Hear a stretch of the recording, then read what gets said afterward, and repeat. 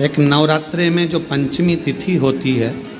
नवरात्रे पंचमी तिथि है, उस पंचमी तिथि के दिन अशोक सुंदरी का जो स्थान होता है उसको समझिएगा थोड़ा सा। जैसे ये शिवलिंग है और ये जलाधारी है भगवान शंकर की। ये शिवलिंग, ये जलाधारी, और जलाधारी में जो जल बहता है उसमें बीच में जो मोटी सी लाइन रहती है वो अशोक सुंदरी होती है। जैसे कई बेटे हैं, बेटियां हैं, कोई व्यक्ति व्यापार चालू कर रहा है, कोई व्यक्ति अपना नया भवन निर्माण कर रहा है, नए भवन में जा रहा है, या कुछ अच्छी दुकान खोलना चाह रहा है, कोई अपने लक्ष्य पर पहुंचना चाहता है और पहुंच नहीं पा रहा। तो जो शारदीय नवरात्रे आते हैं, इस शारदीय नवरात्रे में जो माँ आद्य शक्ति की पूजन की जो पंचमी तिथि होती है, इस पंचमी तिथि पर अशोक सुंदरी वाली जगह पर, जो अशोक सुंदरी का स्थान है, वहाँ पर लाल पुष्प एक समर्पित करें।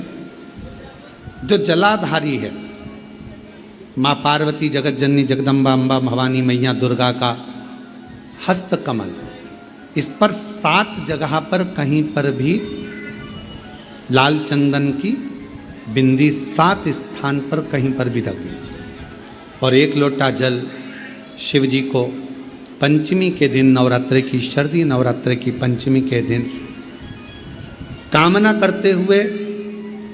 उत्तर की ओर मुख कर कर, अर्थात यहाँ बैठते हुए शिव जी पर जल चढ़ाना प्रारंभ करें और अपने मन की कामना कहकर बाबा के पास में जो लाल पुष्प समर्पित करा है उस पुष्प को अशोक सुंदरी वाली जगह से वापिस लेकर आ जाए। जिस लक्ष्य को आप पाना चाहते हो, अच्छी पढ़ाई कर रहे हो, खूब अध्ययन कर रहे हो, खूब मेहनत कर रहे हो, खूब पढ़ो, कोई दुकान खोल रहे हो, व्यापार चालू कर रहे हो, कोई नया कार्य चालू कर रहे हो, उस पुष्प को अपने स्पर्श कर कर या उस पुष्प का दर्शन कर कर आप एक बार जाकर देखो, आपको उस मंजिल तक माँ आद्य शक्ति दुर्गा भवानी शिव पहुंचा कर शंकर भाई। और एक निवेदन करूं आप लोगों से कि बन सके दुर्गा सप्तशती का पाठ अगर करते हो या दुर्गा सप्तशती को आप पढ़ते हो तो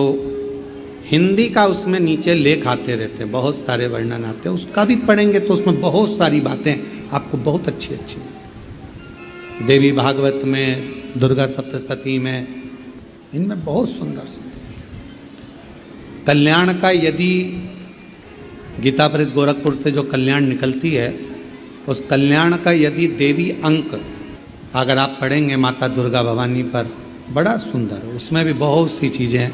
माँ आद्य शक्ति की आराधना की, साधना की, पूजन की पद्धति बहुत सुंदर, उसका ध्यान करें। शिव से कुछ,